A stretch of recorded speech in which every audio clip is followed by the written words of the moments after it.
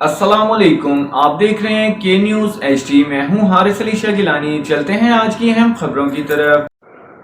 دنیا بھر کی تازہ ترین خبروں سے باخبر رہنے کے لیے ہمارا چینل سبسکرائب کیجیے۔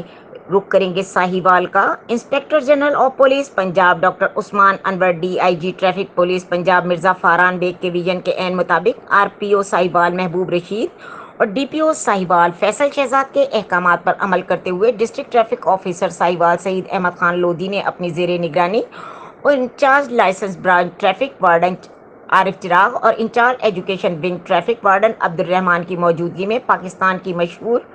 اسٹیج ایکٹریس مہک ملک ٹرانسجنڈر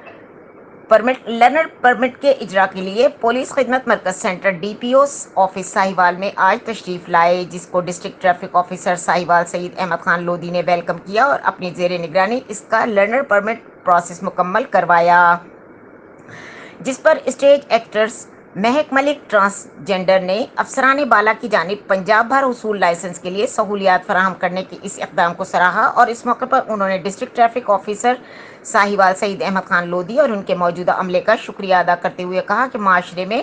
ٹرانسجنڈر حضرات کو عصر حاضر میں دیگر افراد کی طرح لائسنسنگ کے حصول کے لیے یکساں سہولیات فراہم کرنا ایک احسن اقدام ہے، جس کی جتنی بھی تعریف کی جائے کم ہے۔ مزید خبروں اور اپڈیٹس کے لیے ہمارے ساتھ رہیے گا، تب تک کے لیے اپنا خیال رکھیے گا۔ اللہ حافظ۔